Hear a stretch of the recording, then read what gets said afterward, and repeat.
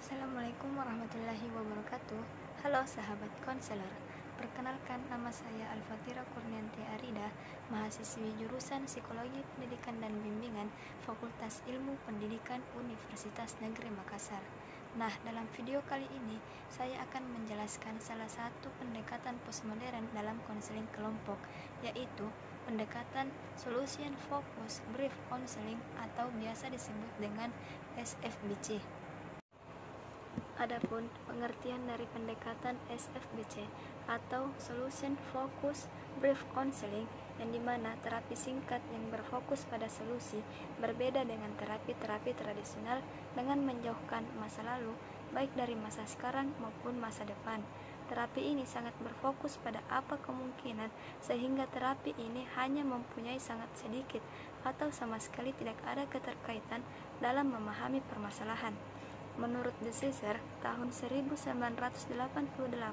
sampai dengan 1991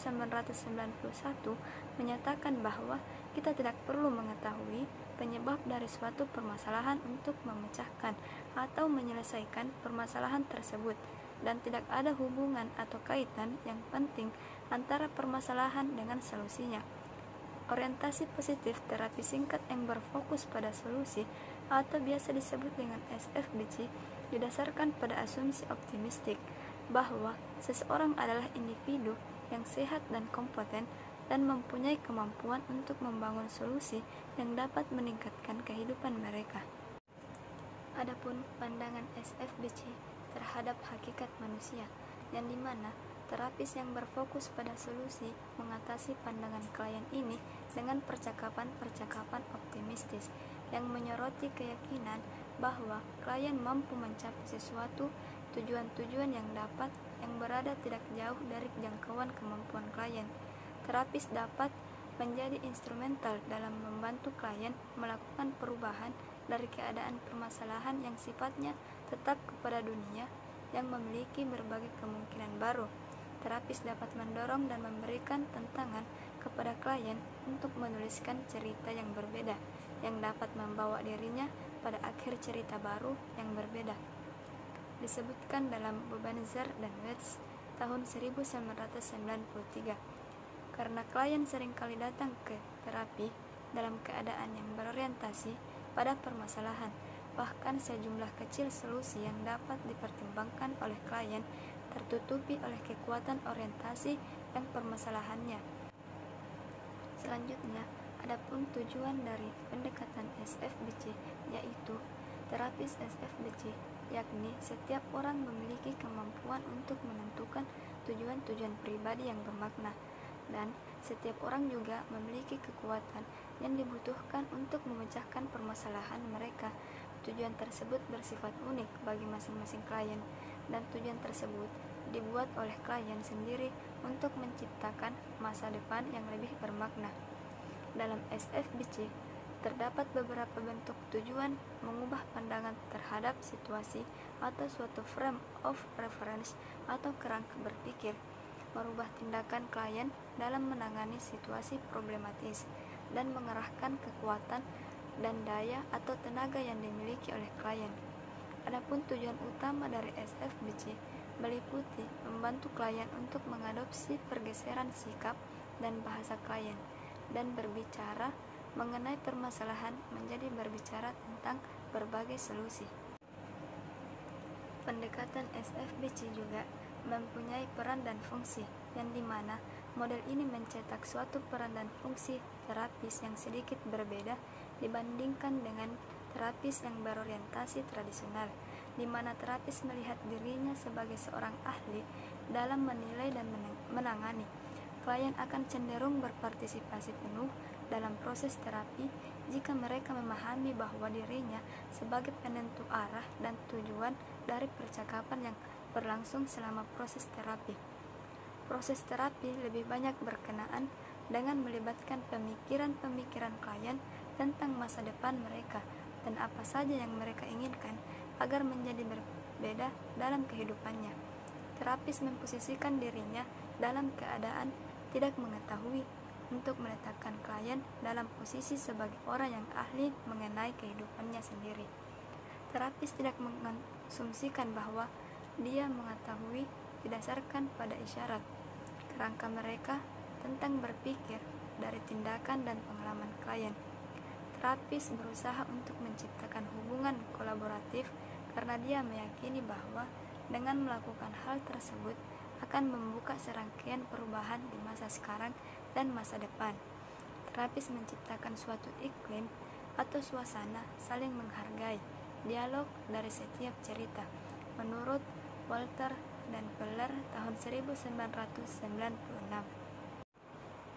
Selanjutnya adalah hubungan konselor, yang dimana salah satu cara untuk menciptakan suatu hubungan kerjasama terapis yang lebih efektif adalah terapis menunjukkan pada klien bagaimana klien dapat menggunakan kekuatan dan daya yang sudah mereka miliki untuk membuat solusi yang lebih baik.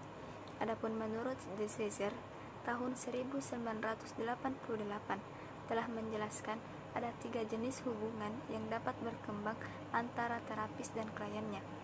Yang pertama adalah konsumen, yang dimana klien dan terapis bersama-sama mengidentifikasi suatu masalah dan suatu solusi yang perlu dicapai. Klien mencapai tujuannya akan dibutuhkan usaha dari dirinya. Dan yang kedua, pengeluh, yang dimana klien memaparkan suatu masalah terapi, tidak mampu atau tidak mau mengasumsikan suatu peran dalam membangun suatu solusi. Klien meyakini bahwa solusi tergantung pada aksi atau tindakan orang lain. Dalam situasi ini, klien pada umumnya mengharapkan sepenuhnya terapis untuk mengubah orang lain yang kepadanya klien diatributkan sebagai masalah. Dan yang ketiga, pengunjung, yang dimana klien datang ke terapi dikarenakan orang lain, pasangan, orang tua, guru, petugas maupun pengawas yang berpikir bahwa klien memiliki permasalahan.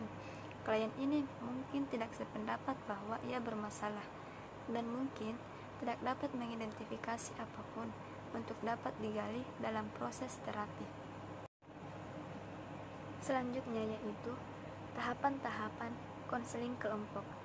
Menurut Corey tahun 2009, secara umum prosedur atau tahapan pelaksanaan SFBC adalah yang pertama, konseli diberikan kesempatan untuk memaparkan masalah-masalah mereka, yang dimana konselor mendengarkan dengan penuh perhatian dan cermat jawaban-jawaban konseli terhadap pertanyaan dari konselor, seperti bagaimana saya dapat membantu Anda.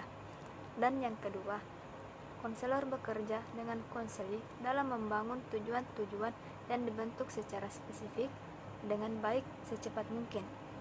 Pertanyaannya adalah, apa yang menjadi berbeda dalam hidupmu ketika masalah-masalah Anda terselesaikan?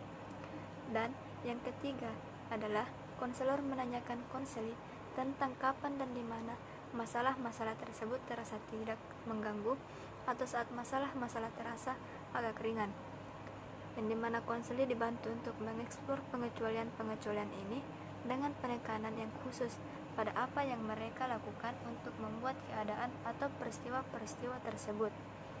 Dan yang keempat, di akhir setiap sesi konseli membangun solusi-solusi atau solusi building, atau sementara konselor memberikan umpan balik atau feedback, memberikan dorongan-dorongan dan menyarankan apa yang konseli dapat amati atau lakukan sebelum sesi berikutnya untuk menyelesaikan masalah mereka. Dan yang terakhir adalah bersama-sama dengan konselor mengevaluasi kemajuan yang telah didapat dalam mencapai solusi-solusi yang telah direncanakan. Evaluasi dapat dilakukan dengan menggunakan rating scale.